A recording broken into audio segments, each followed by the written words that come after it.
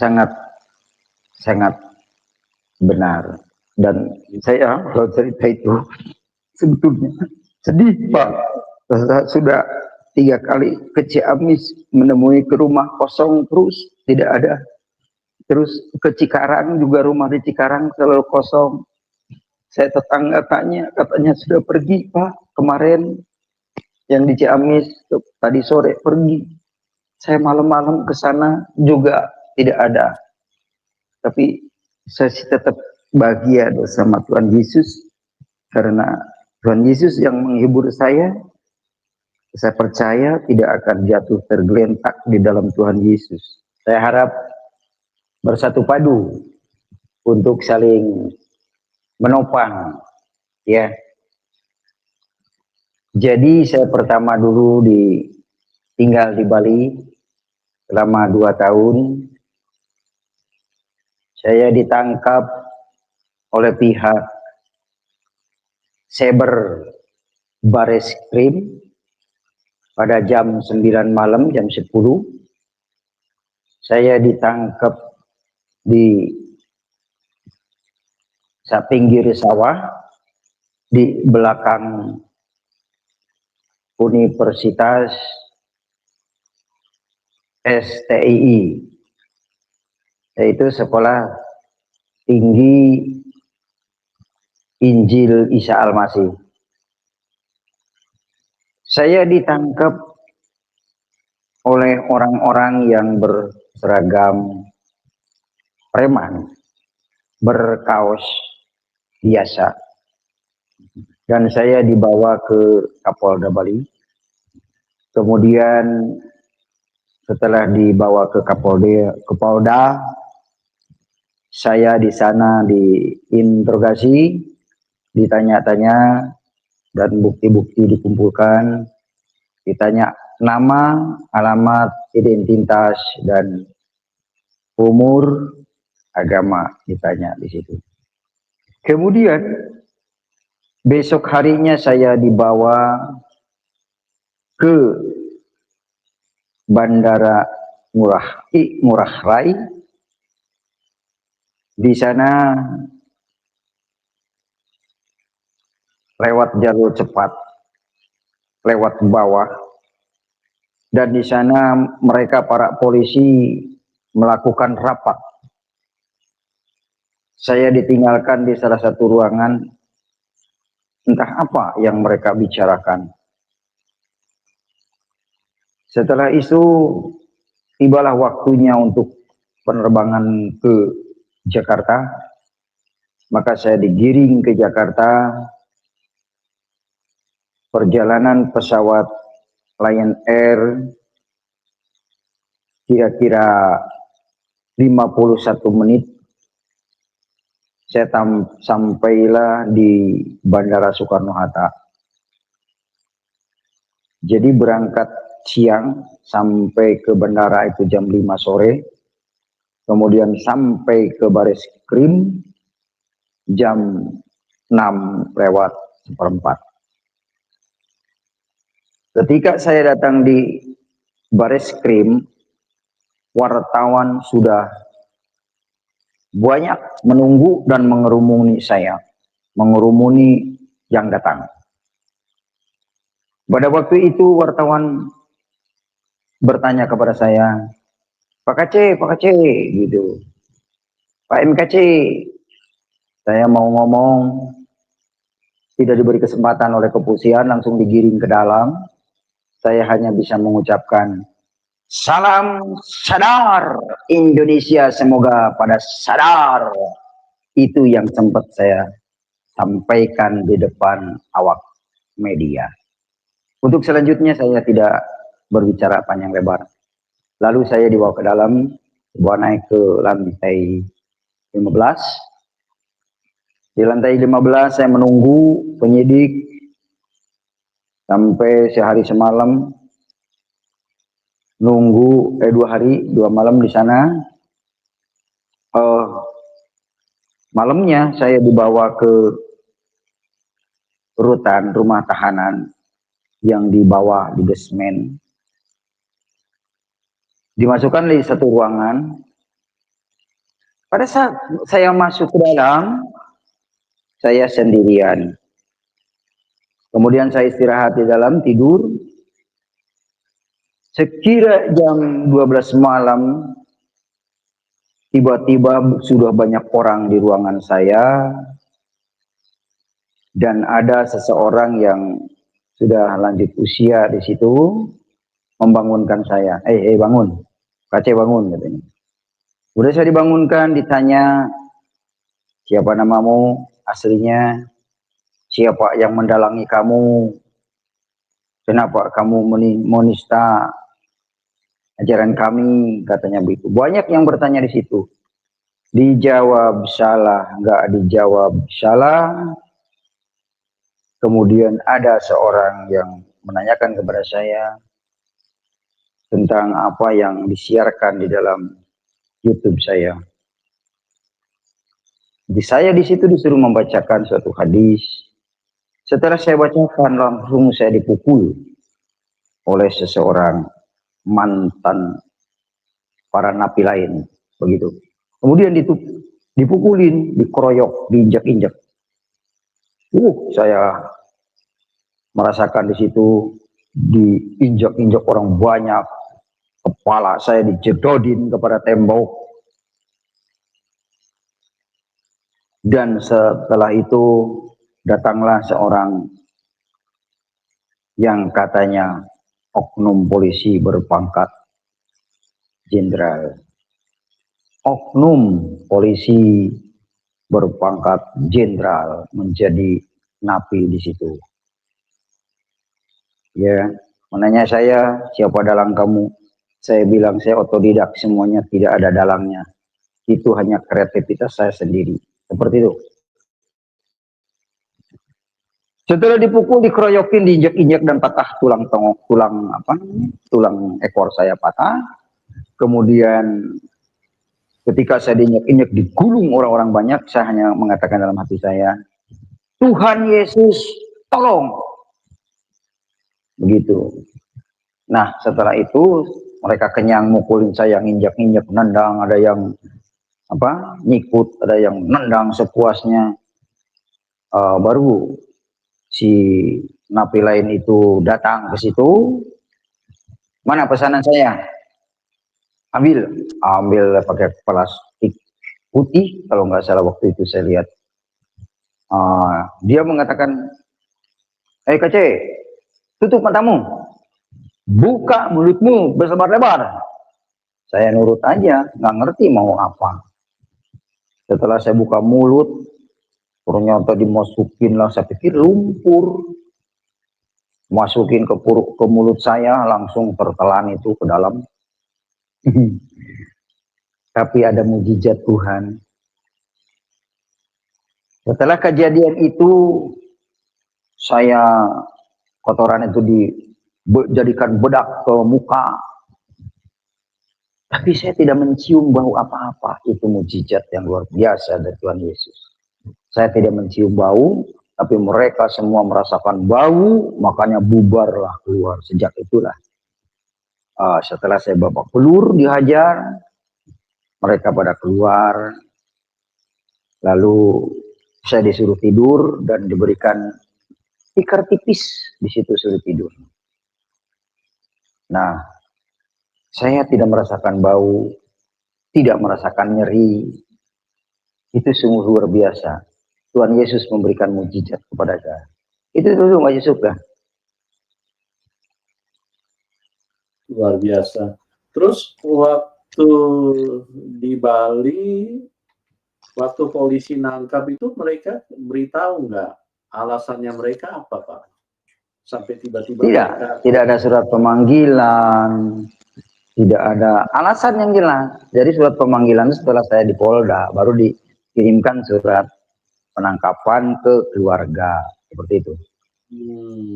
Iya, polisi punya lagu itu memang begitu, sama saya juga begitu, tidak ada pemanggilan, tidak ada. Ya, mungkin itu SOP-nya seperti itu. Ya itulah, nanti Tuhan yang ini beracara dengan mereka. Nah, betul, terus Bapak, biarkan. nggak waktu di Polda Bali? sebelum Bapak dibawa ke ini, ke Bareskrim? Iya, di BAP lah, di Polda Bali. Ditanya-tanya, ada kartu ATM, ada apa namanya, power bank, HP, dibawa semuanya. Yang BAP penyidik dari Bareskrim atau Polda ini, Bali? Dari Bareskrim, dari Cyber Bareskrim. Oh, dari Cyber Bareskrim ya, yang BAP Bapak ya? Betul. Iya. Tapi waktu di situ tidak ada penganiayaan ya Pak? Tidak. Hanya sedikit. Ada salah satu penyidik yang membentak saya, gitu. Oh. Karena Bapak apa? Salah menjawab atau? Enggak, itu saya ditanya agama. Saya bilang Islam. Waktu itu masih Islam kan dari saya. Maksud saya ingin menyesuaikan dengan administrasi yang saya punya, seperti itu. Oh iya, karena KTP Bapak kan masih Islam waktu itu kan? Islam, seorang haji itu dulu. Iya. Nah, makanya saya terus, jujur dong. Iya. Dan sebetulnya tidak ada yang salah di situ. Ya. Ya sesuai dengan apa yang ada, kita punya data yang kita punya, itu yang kita sampaikan kan? Betul. Iya. Nah terus waktu mereka sampai di Bareskrim, yang memulai memukul Bapak siapa waktu itu?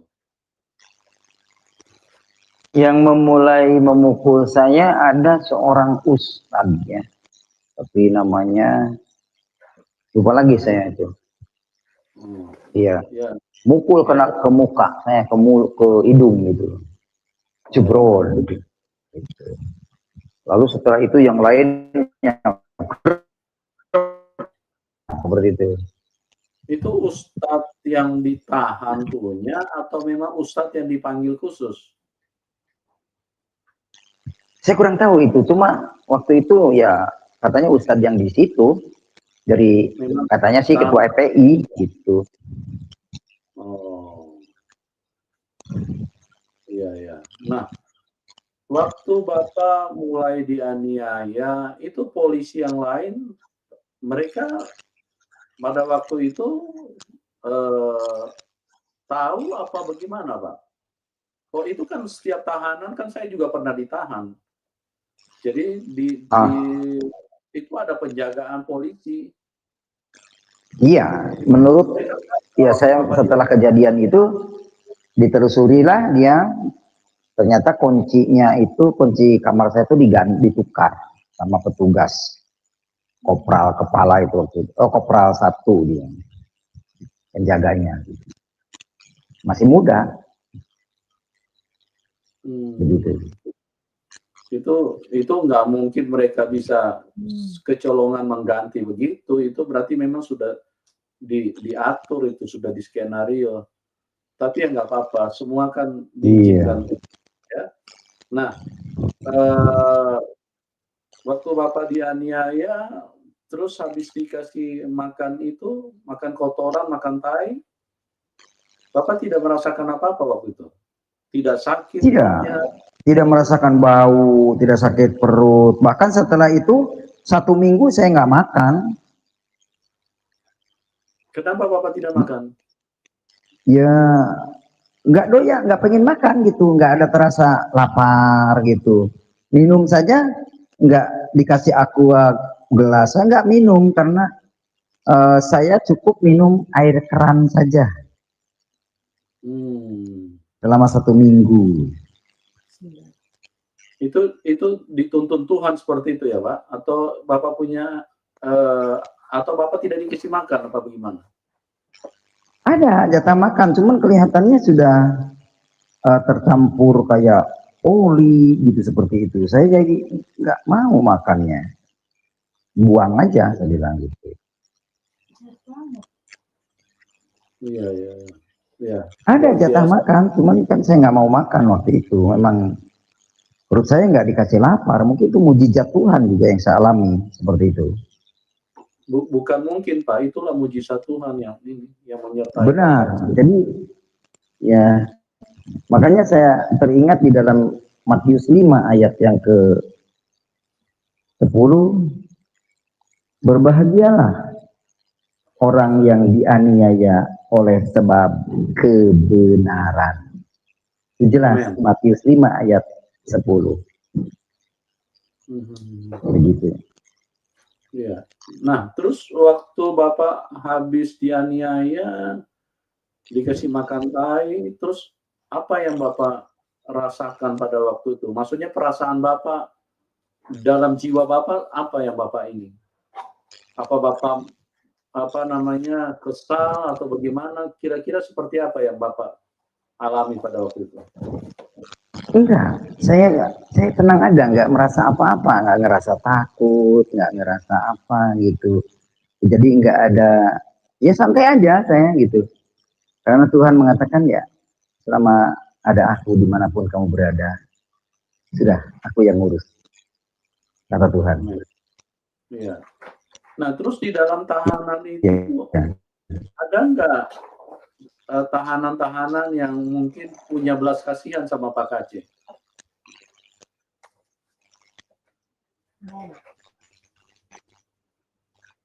Halo? Ya Pak. Ya, waktu Bapak di dalam tahanan Bareskrim, ada nggak tahanan yang mungkin mau mendekat karena kasihan sama Pak Kaceh atau bagaimana suasana di dalam? Oh ada di situ Pak Chandra ya. Chandra ditahan dengan anaknya dengan kasus ambugas gitu. Si Ricky namanya anaknya itu, dia sering bantu saya lah, belikan air, sering bantu saya ngasih makanan. Saya bilang kalau ini air yang bagus ya, aqua botol itu, yang botol gede itu, yang seukuran begini 20.000. Nah, 20.000 tuh di dalam gitu. Nah baru saya mulai minum, tapi masih segel ya, saya bilang masih segel sama Ricky sering bantu saya. Pak Chandra sering ngobrol dengan saya di depan, di balik teralis besi itu. Iya. Jadi mereka ditahan karena kasus ini ya Pak? Iya, kasus ambugas. Bahkan dia, Ricky itu adiknya itu pramugari, dia seorang pramugari pesawat terbang gitu. Iya. Namanya mereka cerita nggak kenapa mereka mau tolong Bapak, mau kasih minum? Mereka cerita nggak pada waktu itu? Ya mereka cerita, saya dengar Pak Kaceh katanya.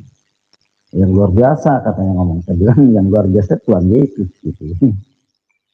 Nah, yang menarik itu saya punya jeruk, saya punya buah gitu, apel. Saya kasih ke kamar sebelah. Kebetulan itu bersebelahan dengan Yaya Waloni waktu itu. Yaya Waloni dibawa ke situ juga. Berapa lama Bapak ditahan di Bareskrim? 3 bulan. 3 bulan ditahan, lalu dibawa disidangkan di Ciamis. Nah, dijalani hukuman di lapas kelas 2B Ciamis. Seperti itu Pak Yusuf. Nah, waktu Bapak ditahan di Bareskrim itu, apakah ada yang besuk orang-orang Kristen atau pendeta atau bagaimana Pak? Ada yang bagian melayani di tahanan itu, pendeta siapa ya, setiap minggu ibadah, kita beribadah gitu.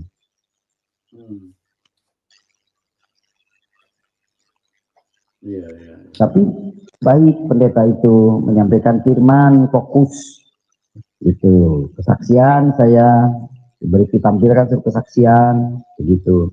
Jadi mengunjungi itu ke situ nggak membahas lain-lain, apalagi masalah pribadi. Jadi yang dibahas ya firman Tuhan lah. mulus. Berapa orang Pak yang ikut ibadah setiap minggu? Oh, kadang-kadang ada 40 orang lah orang Kristen di situ. 30, 40, Banyak juga ya? banyak. Iya, iya, iya.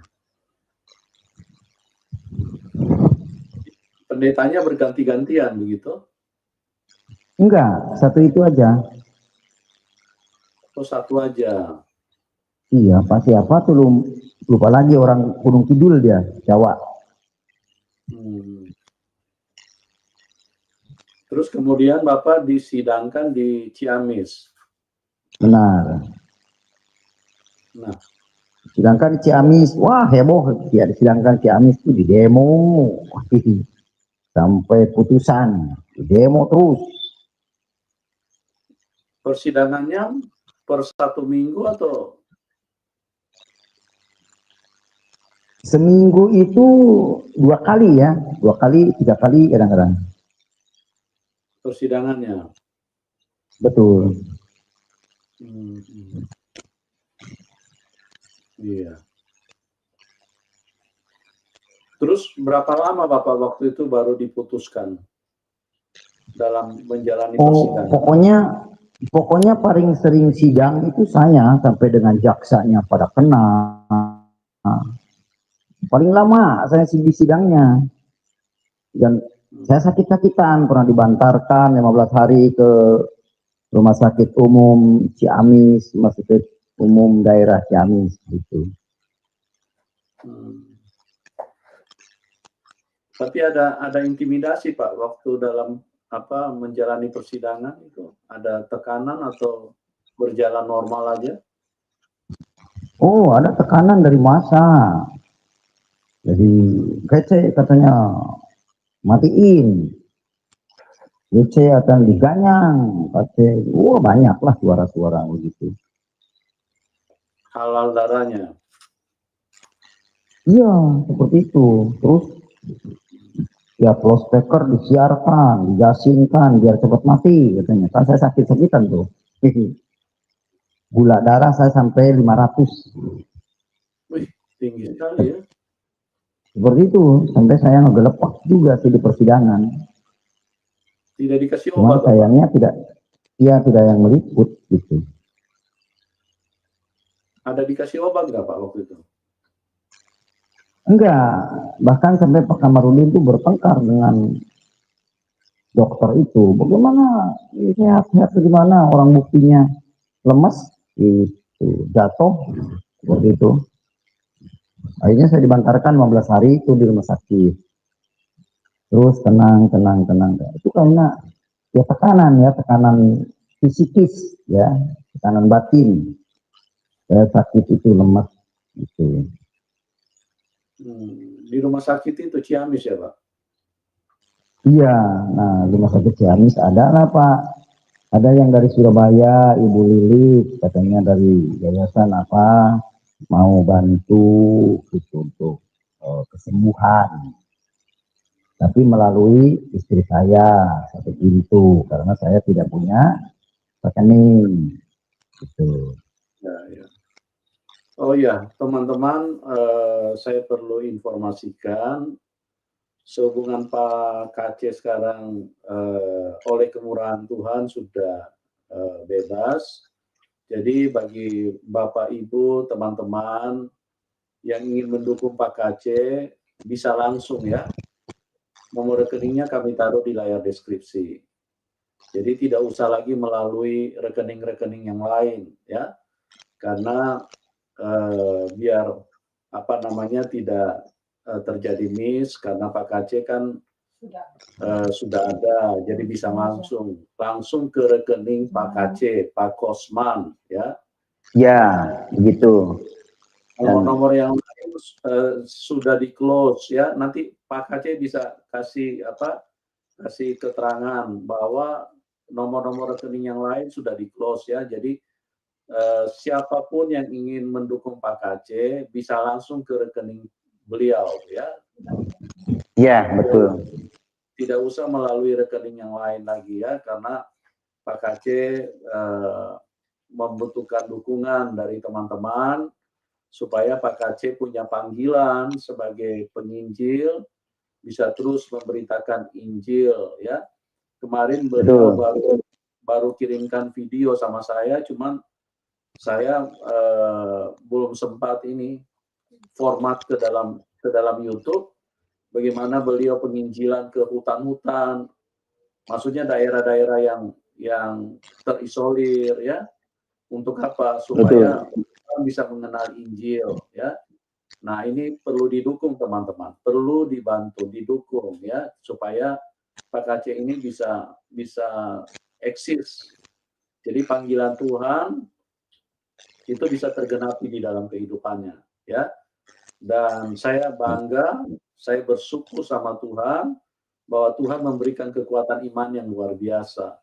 Jadi sekalipun mengalami tantangan yang begitu luar biasa, sampai dikasih makan tai ya, sepengetahuan saya teman-teman, saya belum pernah dengar ada rekan hamba Tuhan yang dikasih makan tai oleh karena imannya kepada Tuhan Yesus.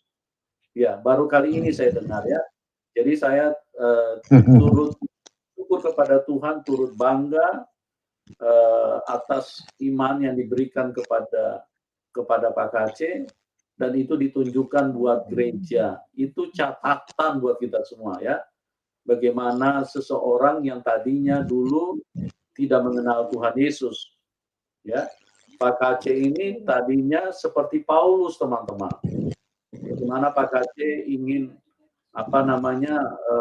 ingin menyerang kekristenan sebelum beliau bertemu Tuhan ya. Pak KC ini orangnya dulu ganas ya, seperti Paulus lah, tapi Tuhan mengubahkan hidupnya. Nah, itu yang kami perlu tambahkan ya, supaya Bapak Ibu bisa langsung ya, kami taruh rekeningnya Pak KC, Pak Kosman itu di layar deskripsi. Nah, terus yang saya mau tanyakan Pak KC, apa yang Bapak rasakan sampai Bapak itu kok tidak dendam dengan mereka yang kasih makan tai? Kan Bapak tahu kan orang yang kasih makan tai itu siapa?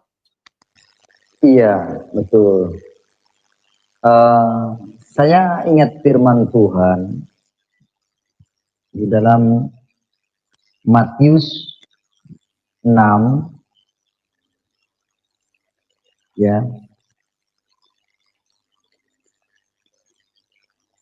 Jadi ada perintah Tuhan yang sangat saya junjung tinggi, bahwa di dalam doa Bapa kami, ampunilah orang yang bersalah kepada kami, seperti kami juga mengampuni orang yang bersalah kepada kami. Jadi kalau kamu mengampuni dosa orang yang bersalah kepada kamu, maka kamu, Bapakmu yang di sorga pun akan mengampuni kamu. Itu yang saya pegang, Pak Yusuf.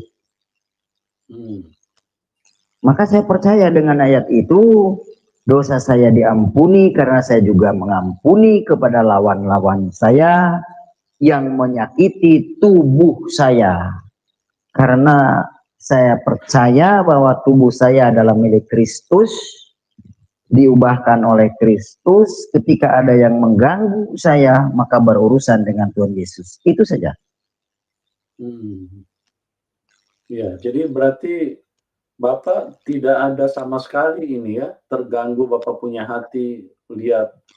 Kan Bapak 3 bulan di Bareskrim dan setiap hari melihat mereka.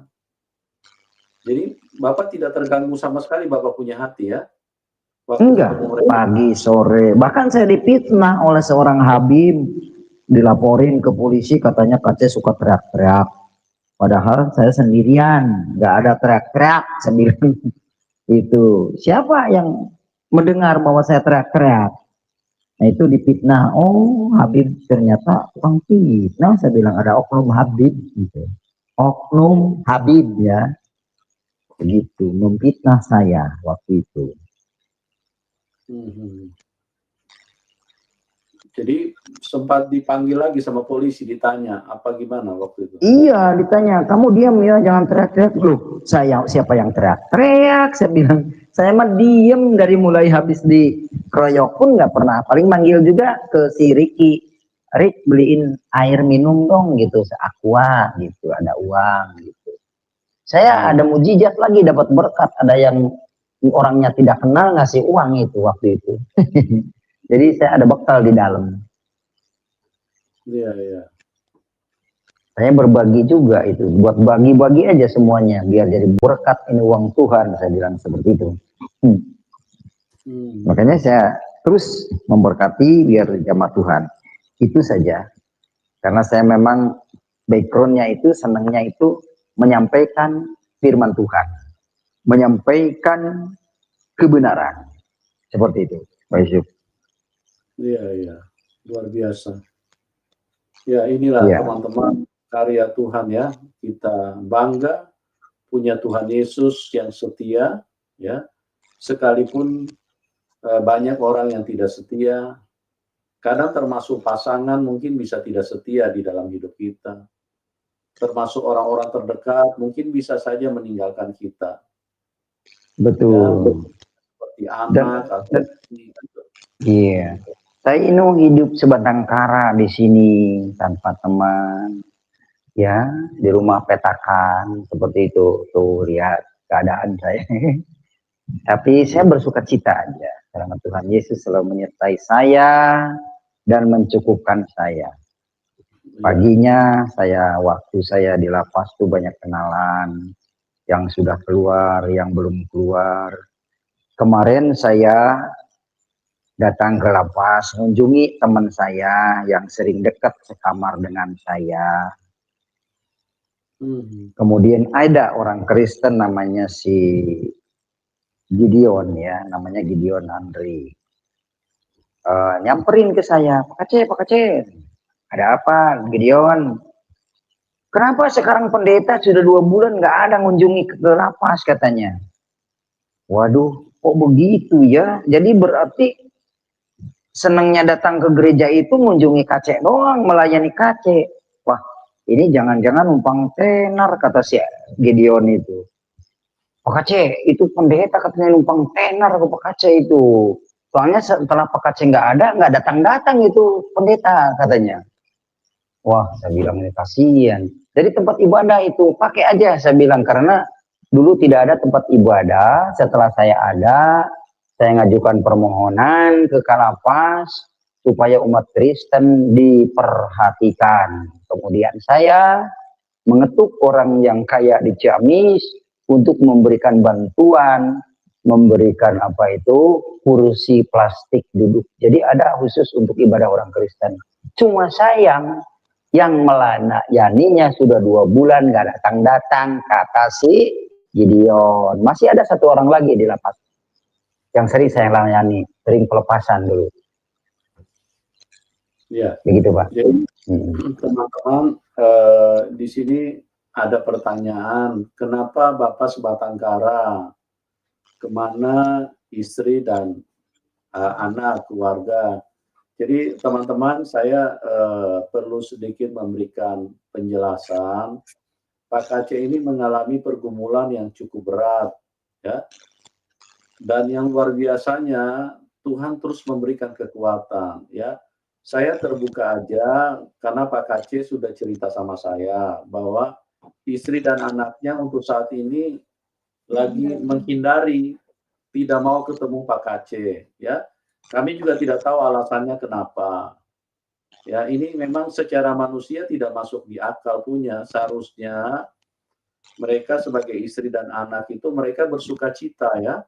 Pak Kaceh sudah bebas, tapi ternyata inilah yang terjadi. Jadi bertubi-tubi teman-teman. Bertubi-tubi salib yang dipikul oleh Pak Kaceh ya. Jadi itulah kenapa tadi saya sebutkan kalau mau memberikan dukungan jangan lagi melalui rekening istri atau rekening siapapun. Jadi langsung ke rekeningnya Pak Kaceh supaya apa? supaya Pak Kacek itu bisa melanjutkan panggilan Tuhan di dalam hidupnya. Jadi seperti itu ya teman-teman. Dan Iya, Pak Kacek ini juga difitnah oleh keluarga sendiri, segala macam difitnah ya. Pak Kacek dibilang sudah sakit jiwa, Pak Kacek dibilang selingkuh, Pak Kacek dibilang segala macam ya, kira-kira begitu berita yang beredar di luar. Dan itu semua adalah berita-berita yang tidak benar ya. Jadi iya, saya dengar langsung dari Pak Kacek dan saya tahu betul Pak Kacek. Bahkan sebelum ditangkap, kami itu sama-sama kurang lebih 2 bulan apa 3 bulan itu di Bali, jalan sama-sama, makan sama-sama, kadang-kadang, iya, di penginapan sama-sama. Jadi saya tahu betul Pak Kacek. Pak Kacek ini orangnya sangat punya integritas, sangat tulus ya di dalam memberitakan Injil, orangnya tidak aneh-aneh kok. Jadi kalau ada berita-berita yang mengatakan bahwa Pak Kacek ini sudah sakit jiwa atau apa, itu saya sebagai hamba Tuhan, saya tegaskan semua itu berita tidak benar ya. Jadi bagi Bapak Ibu, teman-teman ya yang menyaksikan live ini, ya tolong bagi Anda yang digerakkan, dukunglah Pak Kacek ya. Mungkin itu yang saya bisa tambahkan ya. Jadi apakah yang saya sampaikan itu tadi itu benar apa bagaimana Pak Kacek? itu sangat sangat benar. Dan saya kalau cerita itu sebetulnya sedih Pak. Sudah 3 kali ke Ciamis menemui ke rumah kosong terus tidak ada. Terus ke Cikarang juga rumah di Cikarang selalu kosong. Saya tetangga katanya sudah pergi Pak kemarin yang di Ciamis tadi sore pergi. Saya malam-malam ke sana juga tidak ada. Ya, Iya, jadi saya sedih kalau cerita itu. Saya sudah mencari istri, dihubungi tidak mau ngangkat telepon. Jadi apalagi dia menghubungi, ya anak juga sama seperti itu. Apa dosa saya yang saya lakukan kok sebesar ini gitu. Tapi saya sih tetap bahagia sama Tuhan Yesus karena Tuhan Yesus yang menghibur saya. Saya percaya tidak akan jatuh tergeletak di dalam Tuhan Yesus. amin. Karena ya saya pernah baca juga di Matius 10 ayat 36 itu dikatakan, ya saya mengalami ayat itu, saya menggenapi ayat itu. Silakan aja ayatnya pada dibuka, kemana arahnya dan bagaimana. Tapi yang jelas itu saya sedang mengalami firman itu, ayat itu. Begitu. Yang paling sedih saya itu ketika saya tergeletak di klinik, di tempat pembaringan, di kasur. Jadi yang nganter makanan cuma keponakan. Saya tanya istri saya kemana, dihubungi nggak ngangkat, dihubungi nggak ada. Katanya pergi jauh selama 3 bulan, takut dengan penyidik katanya. Saya bilang, jangan takut. Karena apa? Saya sudah inkrah, sudah putusan. Gak mungkin polisi bertindak lagi. Saya katakan seperti itu. Nah, lama-kelamaan mungkin dia berpikir sadar, nurut ke saya, dan ia nurut ke saya. Jadi nggak kemana-mana pun, nggak apa-apa. Sampai saya keluar aman. Jadi terlalu ketakutan. Jadi sudah 3 tahun saya nungguin katanya. Bahasanya seperti itu ya, memelas ke saya. Pokoknya kalau kamu masih mau menginjil, sudah, aku tidak mau ikut. Kamu keluar negeri, aku tidak ikut. Kamu melayani kemana, silahkan sendiri. Maka inilah cara Tuhan saya melakukan sendiri.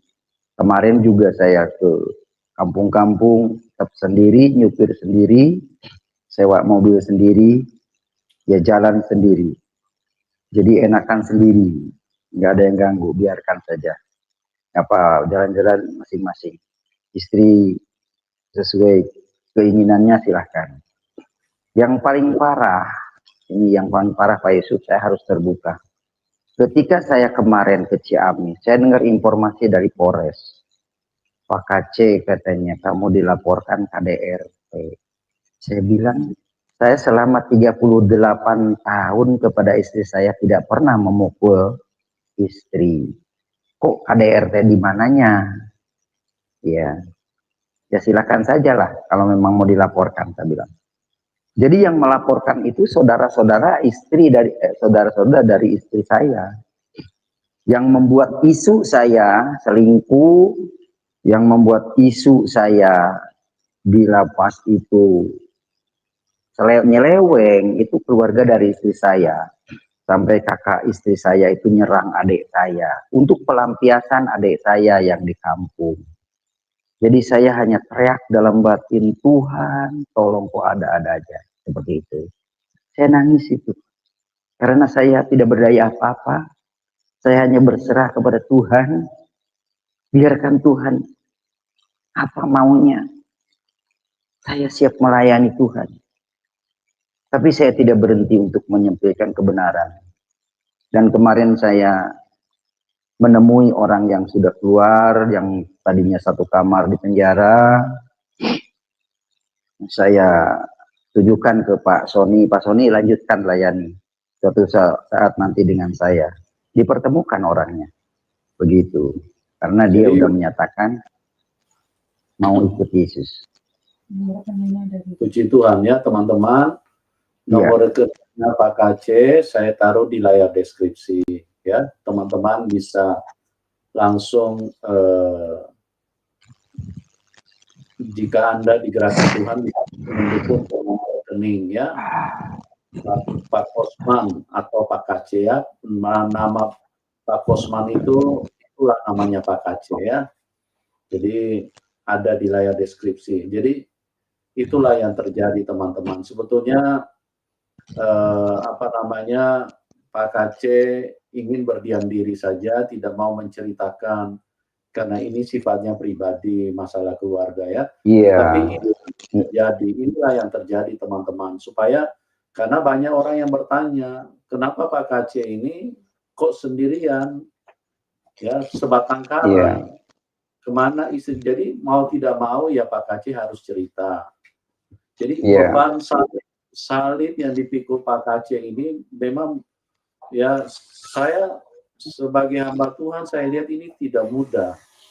Tapi kalau Pak KC masih bisa kuat, Pak KC masih bisa terus setia kepada Tuhan, masih terus bersukacita, bahkan masih terus memberitakan Injil sampai ada orang yang mau terima Tuhan Yesus, itu benar-benar luar biasa teman ya. Jadi Tuhan Yesus itu benar-benar setia, memberi kekuatan yang di luar nalar kita ya.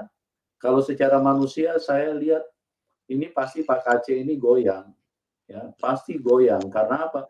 Karena seharusnya istri menyambut. Setelah Pak KC bebas, seharusnya dia disambut oleh istri dengan sukacita, dengan penuh semangat, penuh antusias. Tapi ini malah sebaliknya ya.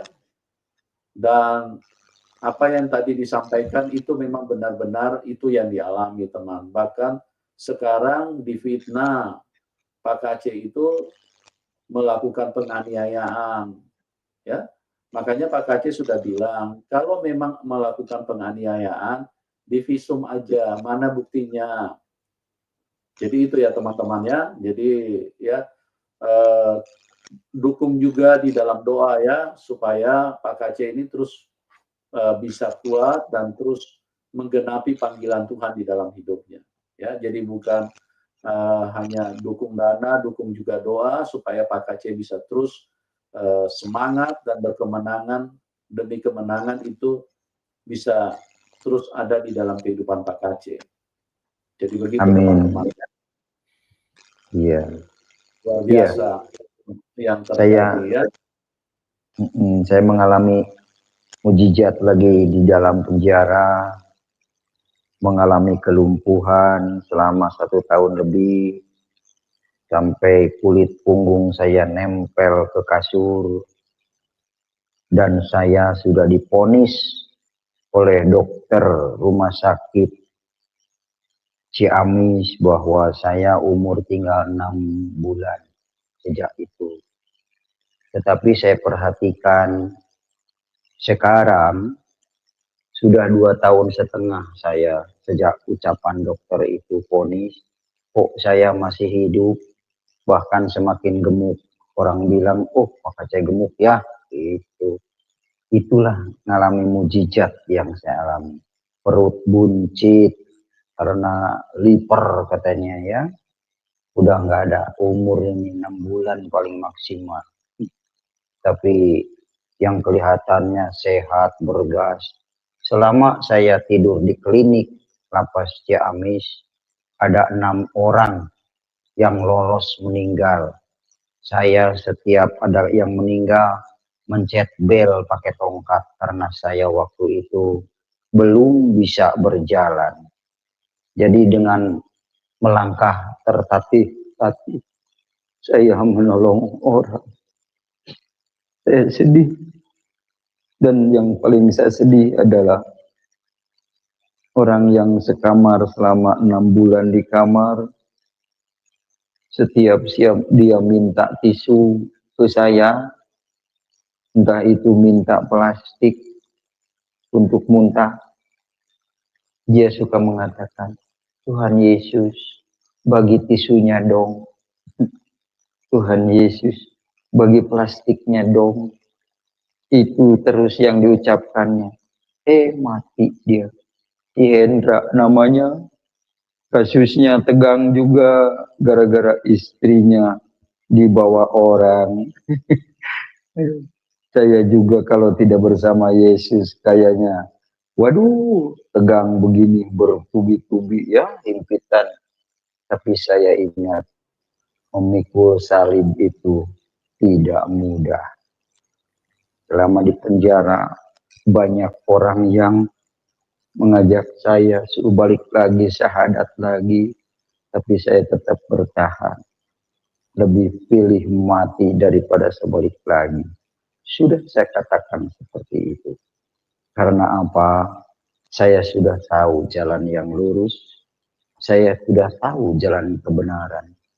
Dan hidup kudus saya bukan hasil pekerjaan saya, tapi darah Yesus itulah yang mensucikan saya. Begitu Pak Yusuf. Ya, jadi itulah teman-teman ya.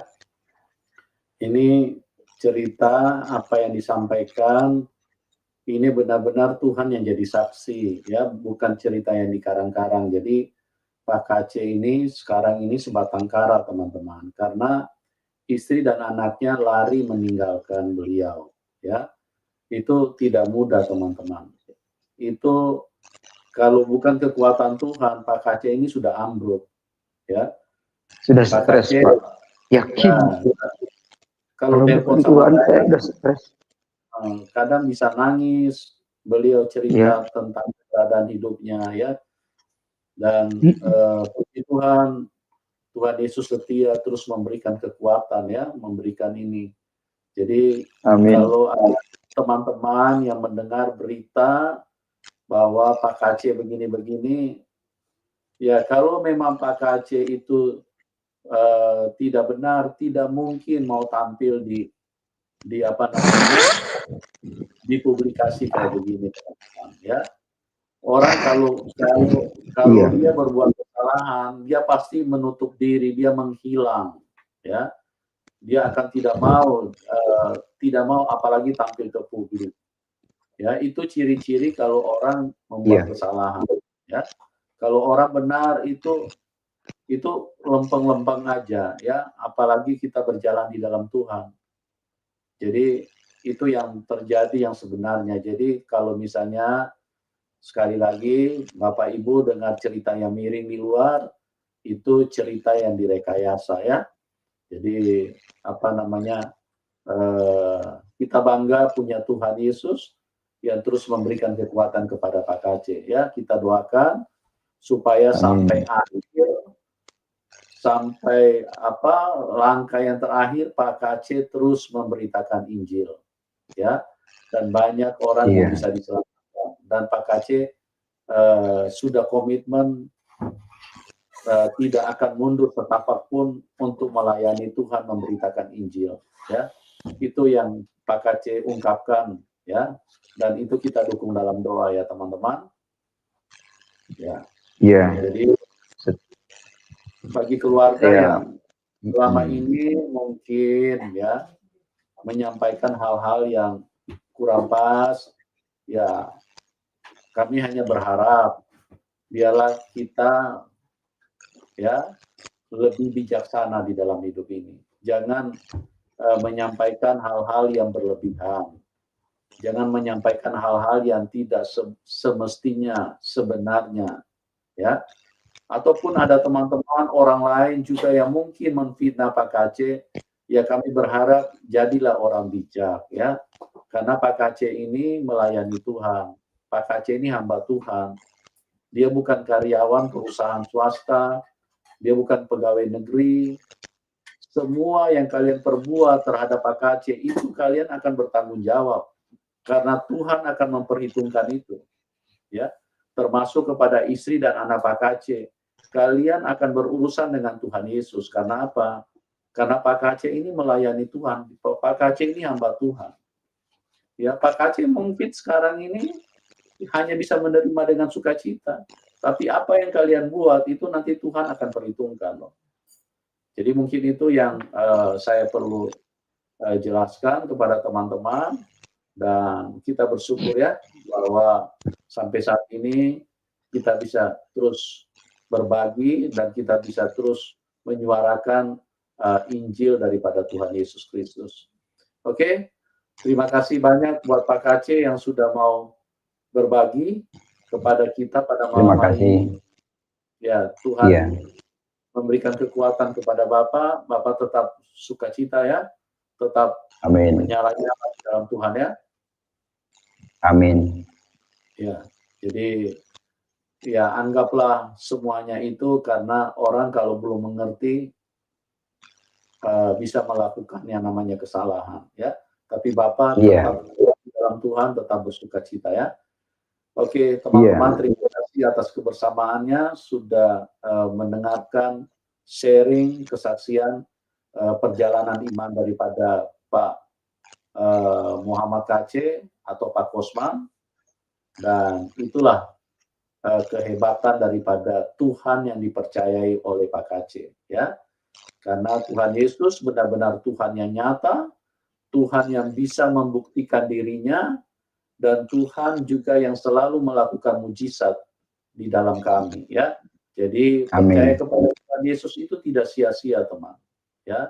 Tuhan Yesus itu bisa dibuktikan, ya. Tidak ada dua Tuhan, teman. Tuhan itu hanya satu. Ya, kalau ada dua Tuhan, berarti satu palsu. Oke? Tuhan Yesus memberkati kita semua dan kita akan berjumpa di program selanjutnya. Dan salam kemenangan buat kita semua. Salam damai sejahtera bagi kita semua, berjumpa kembali dengan saya di channel ini. Terima kasih bagi teman-teman yang senantiasa setia mendukung dan memberi support dalam perkembangan channel ini. Kiranya saudara dan saya sehat-sehat selalu. Amin. Nah, teman-teman, itulah di video yang baru saja kita saksikan bersama, di mana kesaksian Muhammad KC pada saat ia ditangkap dan setelah ia masuk penjara. Ia menyaksikan banyak hal yang Tuhan buat dalam kehidupannya sepanjang pada saat dia ditangkap dan masuk di dalam penjara, dan proses di dalam penjara selama 4 tahun lamanya, di mana ia menyaksikan kasih Kristus dan dia menjadi berkat di tengah-tengah narapidana lainnya. Kedatipun ia mengalami aniaya oleh teman-temannya narapidana lain yang memberikan kepadanya makanan kotoran manusia, tetapi Tuhan buat itu sesuatu hal yang ajaib dalam kehidupannya sehingga ia bisa melewati masa-masa sulit itu, dan akhirnya saudara kita Muhammad KC telah bebas dan ia bersaksi di mana-mana dan dipanggil di mana-mana, dan terlebih di dalam media sosial, khususnya di channel Pendeta Yusuf Manubulu. Ia seringkali bersaksi dan bercerita tentang kasih Kristus, dan begitu pun apa yang dia alami, ia bersaksi dan menjadi kesaksian bagi semua orang. Dan ini satu inspirasi iman yang sangat luar biasa dari Bapak Muhammad Kacing, di mana pemeliharaan Tuhan Yesus Kristus dalam kehidupannya ia menyaksikannya di depan publik, khususnya di media sosial. Nah teman-teman, Muhammad Kacing adalah salah satu bagi saya Rasul Paulus zaman now, di mana ia bisa melewati berbagai tantangan, rintangan, tekanan yang terjadi dalam kehidupannya. Ini sungguh sangat tidak mudah, saudara, di dalam menjalani tekanan yang dia alami di dalam penjara, tetapi sungguh luar biasa Tuhan memakai dia sehingga ia bisa melewatinya, dan ia berkata sekali Yesus tetap Yesus. Nah teman-teman, saya mengingat di mana penderitaan Rasul Paulus ketika ia mengasihi dan mengikuti Tuhan. Ada banyak hal-hal yang dialami oleh Rasul Paulus di dalam kehidupannya. Di dalam 2 Korintus pasal 11 ayat 23 sampai 27, ia berkata, apakah mereka pelayan Kristus? Paulus berkata, aku berkata seperti orang gila. Aku lebih lagi, aku lebih banyak berjeri lelah, lebih sering di dalam penjara, ya. Di dalam melayani Tuhan, banyak yang Paulus lakukan di dalam melayani Tuhan. Bahkan ia lebih sering di penjara oleh karena nama Yesus Kristus yang dia diberitakan di seluruh dunia. Diderat di luar batas, ya. Dia diderat di luar batas, saudara. Kerap kali dalam bahaya maut. 5 kali aku disesah orang Yahudi, setiap kali 40 kurang 1 pukulan. 3 kali aku diderat, 1 kali aku dilempari dengan batu, 3 kali mengalami karam kapal, sehari semalam aku terkatung-katung di tengah laut. Dalam perjalananku aku sering diancam bahaya banjir dan bahaya penyamar. Di dalam perjalanannya banyak hal dia alami, seperti terkatung-katung di tengah laut. Dalam perjalanannya ia diancam bahaya banjir, diancam bahaya penyamun, bahaya dari pihak-pihak orang-orang Yahudi juga. Ya, inilah yang lebih hebat lagi, karena ketika Rasul Paulus bertemu secara pribadi dengan Tuhan Yesus dan berbalik secara drastis, berbalik kepada Tuhan Yesus, maka orang-orang Yahudi memusuhi Rasul Paulus. Ia berkata, bahaya dari pihak orang-orang Yahudi dan dari pihak orang-orang yang bukan Yahudi juga. Bahaya di kota, bahaya di padang gurun, bahaya di tengah laut, dan bahaya dari pihak-pihak saudara-saudara palsu. Nah teman-teman, di dalam perjalanan pelayanan Rasul Paulus ketika ia memberitakan Injil, banyak hal yang dia alami, banyak bahaya yang dia alami, baik orang-orang Yahudi, baik orang-orang yang bukan Yahudi, dan juga orang-orang yang palsu. Ya, orang-orang palsu yang dimasuk di sini, mereka memberitakan Injil tetapi bukan Injil Yesus Kristus yang mereka beritakan. Nah, ini yang dimaksud oleh Rasul Paulus dalam bagian ini, saudara-saudara palsu. Mereka menganggap dia adalah seorang pemberita Injil, tetapi yang mereka beritakan bukan Injil yang sejati, tetapi Injil yang lain. Itulah sebabnya Paulus berkata, saudara-saudara yang palsu, aku banyak berjeri lelah dan bekerja berat. Kerap kali aku tidak tidur, aku lapar dan dahaga. Kerap kali aku berpuasa, kedinginan dan tanpa pakaian. Nah teman-teman, di dalam melayani dan mengiring Tuhan, tentu ada namanya tantangan dan tekanan yang harus kita lewati bersama. Nah, oleh sebab itu bagi Paulus itu adalah sebuah loncatan untuk senantiasa ia lebih giat di dalam memberitakan Injil. Ketika dia dipenjara di Filipi, ia menuliskan surah Filipi kepada jemaat di Filipi. Bahkan ia menghibur orang-orang yang ada di Filipi sementara ia berada di dalam penjara. Saudara, apa yang dia sampaikan ketika ia di penjara dan pada saat ia menulis surat di dalam penjara kepada jemaat Filipi. Dan kita tahu bahwa Filipi 1 ayat 21, di mana Rasul Paulus diberikan 2 pilihan, yaitu apakah dia dibebaskan atau dia dieksekusi mati. Maka ketika ia berada di dalam satu situasi tersebut, maka ia berkata, kalau hidup bagiku adalah Kristus, mati adalah keuntungan. Kalau dia hidup adalah untuk memuliakan dan memberitakan Injil, tetapi kalau dia mati, maka ia bertemu dengan Kristus. Maka ia menghibur jemaat Filipi. Bersukacitalah senantiasa. Sekali lagi aku berkata bersukacitalah. Nah teman-teman, kalau kita berpikir secara logis, bagaimana mungkin orang bisa bersukacita di dalam penjara sementara dia mengalami tekanan, tantangan, dan lain sebagainya. Tetapi bagi Paulus, ia bisa bersukacita di dalam penjara. Kenapa? Karena ia di dalam Yesus Kristus. Dan saya percaya bahwa Muhammad Kacci adalah orang-orang yang mengalami Tuhan, yang mengalami sukacita yang senantiasa di dalam kehidupannya. Lalu saudara, bagaimana tanggapan dan pendapat saudara setelah menyaksikan videonya? Berharap teman-teman berkomentar di kolom komentar, dan kalian komentar saudara komentar yang membangun. Demikianlah video saya kali ini. Sampai bertemu di video saya selanjutnya. Tuhan Yesus memberkati kita semua. Shalom.